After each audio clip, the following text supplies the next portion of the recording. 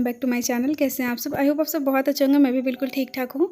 तो कल जो मैंने हेयर पैक बना के रखा था कल रात में, कल के व्लॉग में आप लोग देखे होंगे, वो आज मैं अप्लाई करने वाली हूँ। तो जब भी मैं हेयर पैक अप्लाई करती हूँ तो उसके पहले मैं अपने हाथों में ग्लव्स पहन लेती हूँ, एक पुराना सा दुपट्टा ओढ़ लेती हूँ ताकि अगर गिरे तो इसी पर लगे। और मैं क्या क्या यूज़ की थी हेयर पैक बनाने के लिए मैं ये भी बता देती हूँ आप लोगों को। तो मैंने यूज़ किया था आंवला पाउडर, रीठा पाउडर और हिबिस्कस पाउडर। और सबसे इम्पॉर्टेंट बात कि ये सारे जो भी प्रोडक्ट मैं यूज़ कर रही हूँ ये ऑर्गेनिक है, इसमें कोई भी केमिकल एडेड नहीं है, ये प्योर एंड नेचुरल तरीके से बना हुआ है। सिकाकाई पाउडर, भृंगराज पाउडर, ये सारे पाउडर मैं यूज़ की थी। 5 तरह के पाउडर यूज़ की थी, बट ये इसमें कोई ज़रूरी नहीं है कि आप 5 पाउडर ही यूज़ करो। आप चाहो तो रीठा पाउडर, सिकाकाई पाउडर और आंवला पाउडर से भी पैक बना सकते हो। इसके बहुत सारे फ़ायदे होते हैं। इससे बाल झड़ना कम होता है, बाल घने और लंबे होते हैं। तो जब मैं छोटी थी बचपन में मेरे बाल बहुत ब्राउन हुआ करते थे। कभी मैं आप लोगों के साथ अपनी बचपन की फ़ोटो शेयर करूंगी तो उसमें आप लोग देखिएगा। तो जब मैं छोटी थी तो मम्मी मेरे बालों में हमेशा लगाया करती थी आंवला, रीठा, सिकाकाई। और उस टाइम दुकान से ख़रीद के हम लोग लाते थे आंवला, रीठा, सिकाकाई। बट अब के टाइम पे हम लोग इतना ज़्यादा बिजी हो गए हैं कि वो नहीं कर पा रहे हैं। तो आप चाहो तो इस तरह के पाउडर ख़रीद सकते हो, बहुत ही सस्ते प्राइस में मिल जाते हैं। और आप अपने हेयर को थोड़ा सा पैम्पर कर सकते हो, ख्याल रख सकते हो, क्योंकि बरसात का टाइम चल रहा है और बाल सबके बहुत झड़ रहे हैं। तो मैं यही कोशिश करती हूँ कि थोड़ा सा तो ख्याल रखना ही चाहिए। तो जो भी मैंने प्रोडक्ट यूज़ किया है वो स्टेमियो का है, न्यूली लॉन्च ब्रांड है और इसके सारे प्रोडक्ट ऑर्गेनिक होते हैं। इसके लिंक मैंने डिस्क्रिप्शन बॉक्स में दे रखा है। ये अमेजॉन पे भी मिल जाएगा, फ्लिपकार्ट पे भी मिल जाएगा। तो अगर आप लोगों को किसी को लेना हो, अगर आप अपने बालों का ख्याल रखना चाहते हो तो प्लीज़ लिंक पे क्लिक कीजिएगा और चेक कीजिएगा। तो इसके बाद ये देखिए आम जो है, ये इतने सारे आम, ये आप लोग सोच रहे हो खरीद के आया है, तो ये खरीद के नहीं आया है। ये यहाँ पे जितने आम आपको दिख रहे हैं ये हमारे पेड़ के हैं, हमारे बगीचे के हैं। एक पेड़ का आम टूटा था तो मैंने आप लोग को दिखाया था, बट ये दूसरे पेड़ का आम टूटा है और इतना सारा आम टूटा है, देख के बहुत अच्छा लगता है जब अपने घर का आम होता है। और ये जो आम है ये लंगड़ा आम है और ये लंगड़ा आम पतिदेव खरीद के ले आए थे। कल के व्लॉग में आप लोग देखे होंगे 25 किलो आम खरीद के लाए थे वो। तो इतने सारे आम अभी बचे हुए हैं। हम लोग बहुत आम खा चुके हैं लेकिन फिर भी अभी इतने सारे आम बचे हुए हैं और सबका मन भी भर चुका है, लेकिन फिर भी अभी इतना आम है तो हम लोग उसको खा के सधाएंगे किसी तरह, क्योंकि पैसे लगे हैं। और इसके बाद मैं आ चुकी हूँ रूम में और मैं डालने वाली हूँ आज मिर्च का अचार, मिर्च, नींबू और अदरक का अचार। क्योंकि मुझे बहुत टाइम से पता नहीं क्यों अचार खाने का मन कर रहा था, वो भी मिर्च का अचार खाने का मन कर रहा था। तो मैंने यूट्यूब पे देखा था इस तरह से अचार डालते हुए, तो मैं भी सोच रही हूँ कि चलो मैं भी ट्राई करती हूँ। तो इसके लिए मैंने एक शीशा का ये बॉटल ले लिया है और इसी में मैं मिर्च और अदरक और नींबू का अचार डालने वाली हूँ। तो देखते हैं कैसा बनता है। इसे मैं पहली बार ट्राई कर रही हूँ, मैं कभी अचार नहीं डाली हूँ बट फिर भी पहली बार ट्राई कर रही हूँ, देखती हूँ कैसा बनता है। मुझे ना बहुत क्रेविंग होती है अचार खाने का, ये मिर्च वाला अचार खाने का जो नींबू के साथ डाला जाता है। जब मैं छोटी थी तो हमारे गांव में इस तरह से नींबू का अचार और मिर्च का अचार डाला जाता था। मेरी बुआ लोग के यहाँ भी डाला जाता था, बुआ लोग ले आती थी, तो मुझे याद है वो चीज़, मुझे बहुत याद आती है। तो उसका टेस्ट जो है वो मुझे याद है, तो मुझे बहुत मन करता है मिर्च का अचार खाने का। तो इसीलिए मैं डाल रही हूँ। तो मिर्च, नींबू और अदरक डाल दिया है मैंने, उसमें नमक भी डाल दिया और ये बंद कर दिया। इसके बाद इसको अच्छे तरह से सेक कर देंगे, हिला देंगे और उसके बाद ले जाके धूप में रख देंगे। तो देखते हैं कैसा अचार बन के तैयार होता है। इसमें 2-4 दिन टाइम लगता है, उसके बाद ये बन के रेडी हो जाता है खाने के लिए। वैसे तो इसे आज से भी खा सकते हैं, लेकिन 2-4 दिन धूप में रखने के बाद जब ये अचार खाओगे तो बहुत अच्छा लगता है। ऐसा मैंने बचपन में देखा था। तो यहाँ पर मैं तो धूप में ले आकर रख दी हूँ अचार को। देखिए कैसा बनता है, क्या होता है मुझे भी नहीं पता है, बट होप कि अच्छा बने।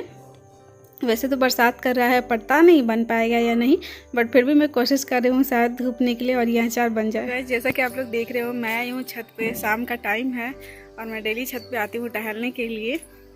मुझे बहुत अच्छा लगता है छत पे टहलना। ससुराल है तो कहीं जा तो सकते नहीं हैं, तो चलो छत पे ही टहल लेते हैं, ठंडी ठंडी हवा ले लेते हैं। अभी डिनर बनाने का थोड़ी देर में टाइम हो जाएगा तो मैं जाऊँगी डिनर बनाने। और आज मैं बहुत बहुत बहुत ज़्यादा खुश हूँ।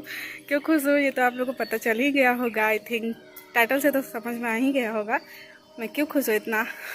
तो बताऊँगी थोड़ी देर में, तब तक एंजॉय करते हैं। और इतनी खुश हूँ ना मैं क्या बताऊँ, इसीलिए मैं छत पे आ गई टहलने। पता नहीं फिर अब छत पे किस दिन टहलने आऊँगी, पता नहीं कब आऊँगी, भगवान जाने। बट खुशी हो रही है, बहुत खुशी हो रही है। मतलब मैं कैसे एक्सप्रेस करूँ मुझे समझ में नहीं आ रहा, मैं इतनी खुश हूँ, क्या बोलूँ शब्द ही नहीं है, क्या बोलूँ मैं। तो चलिए पहले डिनर बना लूँ, उसके बाद फिर मैं आप लोग से बातें करूँगी। अमरूद जब फूल निकले थे तो मैंने आप लोग को दिखाया था, जब फल निकले थे तभी मैंने दिखाया था, और अभी जो है अमरूद पकने लगे हैं तो मैं दिखाती हूँ। बहुत अच्छा लग रहा है देख के। और मैं तोड़ूंगी भी अभी। तो गाइस ये देखिए अमरूद जो है वो एकदम से पक चुका है। ये देखिए पूरा टोटली पक चुका है और देख के बहुत अच्छा लग रहा है। ये देखिए छूते ही टूट गया। इक्का दुक्का अमरूद अब पकने लगे हैं। अभी मैं और दिखाती हूँ आप लोग को। ये देखिए यहाँ दिख रहा है, वहाँ यहाँ देखिए, यहाँ भी दिख रहा है ना। ये पके हुए हैं अमरूद, उसको भी हम लोग तोड़ते हैं। चलिए तोड़ते हैं अभी हम। ये देखिए यहाँ भी अमरूद पका हुआ है, ये दिख रहा है। ये देखिए गाइस, ये दिखा, ये रहा अमरूद पका हुआ। और भी बहुत है, ये देखिए, लेकिन अभी कच्चा है। ये सब अभी कच्चा है। दाल चढ़ा दी थी किचन में और सोची कि चलो आप लोग से बात कर लेती हूँ। तो कुकर मेरा लगातार सीटी दे रहा है। चलते हैं नीचे, दाल देखते हैं, जल जाएगा फिर। दाल चढ़ा के मैं छत पे चली गई थी। मैं सोचा चलो थोड़ा सा आप लोग से बात कर लूँ, बट दाल जो है वो पक चुका था, बार बार लगातार सीटी दे रहा था। तो मैं दौड़ दौड़ नीचे आई। मैं सोचा जल तो नहीं गया है, बट जला नहीं है, ठीक ठाक है। बस सीटी दिया, पुकारा मुझे, तो मैंने आके गैस चूल्हा बंद कर दिया। और इसके बाद मैं एक तरफ सब्ज़ी चढ़ाई हूँ, सुबह का सब्ज़ी बचा हुआ है तो उसी को गर्म कर रही हूँ। और एक तरफ दूध चढ़ाई हूँ, दूध गर्म कर रही हूँ। तो अभी मैं सब्ज़ी काट रही हूँ। मैं बनाऊंगी आज आलू, शिमला मिर्च और प्याज की सब्ज़ी। और पीछे आप लोग देख सकते हो एग भी रखा हुआ है, एग कट रही। तो प्लीज़ कोई छी मत बोलना, क्योंकि बहुत सारे वीडियोज में आप लोग छी बोलते हो एग के लिए, तो मुझे अच्छा नहीं लगता है, क्योंकि एग मुझे नहीं लगता है कि छी बोलने वाली चीज़ है। तो बस अभी मैं शिमला मिर्च, आलू और प्याज की सब्ज़ी काटूंगी। और जो सब्ज़ी सुबह वाली थी उसको मैंने गर्म करके रख दिया है, उसको हम खा जाएंगे, कोई ना कोई घर में खा जाएगा, या तो मैं खा जाऊंगी या फिर कोई खा जाएगा। तो बस सिंपल सा खाना बनाना है, दाल चावल सब्ज़ी और चोखा और रोटी, बस और कुछ खास बनाना नहीं है। तो इसलिए मैं अगर कुछ स्पेशल बनाती हूँ तो आप लोगों के साथ शेयर करती हूँ, बट जब कुछ स्पेशल नहीं बनाती हूँ तो नहीं शेयर करती हूँ। कि मतलब रोज़ वाला डेली वाला तो सबको आता है बनाने, कुछ स्पेशल हो तो शेयर करो तो समझ में आता है। तो फिर मैंने कढ़ाई को चढ़ा दिया है इधर शिमला मिर्च और आलू बनाने के लिए। और तब तक मैं, जब तक इसमें तेल गर्म हो रहा है तब तक मैं यहाँ पे कर ले रही हूँ, चावल धो ले रही हूँ। और इसके बाद चावल धो के और फिर चावल चढ़ा दूँगी कुकर में ही। जो दाल वाला कुकर था उसी में मैं चावल चढ़ा दूँगी। पिछले किसी वीडियो में मैं दाल और चावल जो है वो अलग अलग कुकर में बनाई थी, तो शायद किसी ने मुझे कमेंट किया था कि एक ही कुकर में बना लिया करो, आराम रहेगा, बर्तन कम धोना पड़ेगा। तो मैं ऐसे ही करती हूँ, बट कभी कभी ना जल्दीबाजी होती है, जैसे मेरे ससुर जी को भूख लगी होती है तो फिर 2 कुकर में बनाती हूँ कि जल्दी बन जाए। और इसके बाद मैं यहाँ पे आलू छील रही हूँ, दाल में ही आलू डाल देती हूँ, तो आलू उबल जाता है तो ससुर जी के लिए चोखा हो जाता है। उनका चोखा स्पेशल है, तो चोखा में मैंने नमक डाल के रख दिया क्योंकि अभी बहुत गर्म है, तो बाद में उसको मैं वो करूँगी। और इधर मेरा सब्ज़ी जो है वो मतलब अभी मैं फ्राई कर रही हूँ। मैं क्या बना रही हूँ, तो शिमला मिर्च, आलू और प्याज की सब्ज़ी अभी ये बस फ्राई कर रही हूँ मैं। इसमें फिर मैं डालूँगी हल्दी और जो मसाले होते हैं वो सब मसाले, और सूखा ही फ्राई करूँगी, ग्रेवी वाला नहीं बनाऊँगी। बहुत आसान है इसको बनाना। बस अभी ये जो फ्राई कर रही हूँ मैं आलू और शिमला मिर्च और प्याज डाल के, इसके बाद बस हल्दी डालना है, मसाला डालना है और नमक डालना है। और उसके बाद ढक ढक के पकाना है कम आंच पे। और उसके बाद मैं रोटी बनाने लगी हूँ। सब्ज़ी मेरा बन चुका है, दाल चावल भी बन चुका है, चोखा भी बन चुका है। तो बस रोटी बना ले रही हूँ अपनी दोनों ननद के लिए, क्योंकि वो लोग रोटी ही खाती हैं, वो लोग चावल नहीं खाती हैं, उन लोग का डाइटिंग है, तो इसलिए तो बस रोटी बना लूँगी। इसके बाद मेरा डिनर का काम हो जाएगा कंप्लीट। बर्तन धोना है तो बर्तन मैं बाद में धोऊंगी। तो बस ये रोटी बनाना रह गया था। और आज मैं बहुत एक्साइटेड होकर काम कर रही हूँ, मुझे बहुत मज़ा आ रहा है। आज मैं गाना गा गा के काम कर रही हूँ, बहुत खुशी हो रही है, पता नहीं क्यों। मतलब रोज़ ये काम करते हुए तो इतनी खुशी नहीं होती, बट आज मुझे बहुत खुशी हो रही है। तो फाइनली खाना मेरा बन चुका है, डिनर कंप्लीट हो गया। बर्तन मैंने अभी नहीं धोया है, क्योंकि मैं सोच रही हूँ कि एक ही साथ सारा बर्तन धोऊंगी, क्योंकि जब भी बर्तन धोती हूँ तो पूरा कपड़ा गीला हो जाता है। तो सोच रही हूँ कि जैसे जब सब लोग खाना खा लेंगे और मैं और पतिदेव भी खा लेंगे तब धोऊंगी, ऐसे एक ही बार गीला होगा कपड़ा, उसके बाद फिर मैं चेंज कर लूँगी। तो जैसे कि टाइटल देखी तो आप लोग समझ ही गए होंगे, मैं बहुत ज़्यादा खुश हूँ और इतना एक्साइटेड होकर मैं काम करूँ इतना एक्साइटमेंट में, तो ऐसे भी समझ में आ गया होगा आप लोग को। खुशी ये है, सबसे बड़ी खुशी, कि फाइनली 1 साल बाद मैं जाने वाली हूँ अपने मायके। और मतलब मुझे उम्मीद नहीं था बिल्कुल भी कि मैं घर जाने वाली हूँ। मुझे ये लगा था कि मैं हो सकता है कि अक्टूबर नवंबर में जाऊँगी, बट कुछ ऐसा है घर पे मायके में कुछ बहुत ज़रूरी, जिसके वजह से हमें जाना पड़ रहा है। और मुझे बिल्कुल भी नहीं लगा था कि मैं जा पाऊँगी, क्योंकि घर से तो कॉल आ रहा था, बट ये था कि अब घर पे पूछेंगे यहाँ पे और ससुराल में सास ससुर से। बट ये है कि मेरे यहाँ कोरोना से सब लोग बहुत डरते हैं। यहाँ पे मेरे ससुराल में कोरोना से सब लोग बहुत डरते हैं। हिचकी आ रही है, मुझे याद कर रहे हैं सब लोग।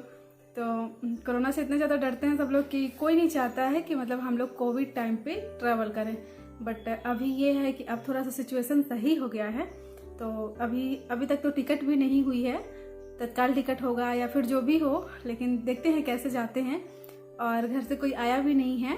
पापा बोल रहे थे भैया को भेजने के लिए, बट अब ये है कि बहुत जल्दीबाजी का काम है और फिर वो लोग आएंगे, फिर यहाँ रुकेंगे, फिर लेके जाएंगे मुझे। तो ऐसे में टाइम बहुत वेस्ट होगा और इतना टाइम है नहीं। बहुत ज़रूरी काम है, मैं ज़रूरी काम के लिए जा रही हूँ। फ़ोन आ रहा है, 1 मिनट। घर से ही कॉल आ रहा है। तो सब लोग बार बार पूछ रहे हैं कि आ रही हो कि नहीं आ रही हो, कब आओगी, क्या आओगी। तो ऐसा था कि मतलब पहले मैं घर में पूछूंगी। अगर आप जॉइंट फैमिली में रहते हो, अपने सास ससुर के साथ रहते हो, तो पूछना तो बनता ही है। बिना पूछे तो हम जा नहीं सकते हैं। तो सबसे पहले पूछना था कि पता नहीं पापा जी मम्मी जी मानेंगे या नहीं। तो अभी पतिदेव आएंगे रात में, तो मैं उनसे पूछवाऊंगी। वैसे तो मुझे डर लगता है, इसलिए मैं पूछने नहीं जाती हूँ। तो वो जाएंगे पूछने, तो वो समझा देंगे सब कुछ कि कैसे क्या है। और उसके बाद वो पूछ लेंगे तो परमिशन मिल जाएगा। तो हो सकता है कि मैं मायके जाऊँगी, बट अभी भी मैं कंफर्म नहीं हूँ, इसलिए मैं 50-50 में हूँ। बट शायद मैं जा पाऊँ, क्योंकि अगर मेरे सास ससुर परमिशन दे दिए तो मैं पक्का सच में चली जाऊँगी। तो देखिए क्या होता है, घर में परमिशन मिलता है या नहीं मिलता है।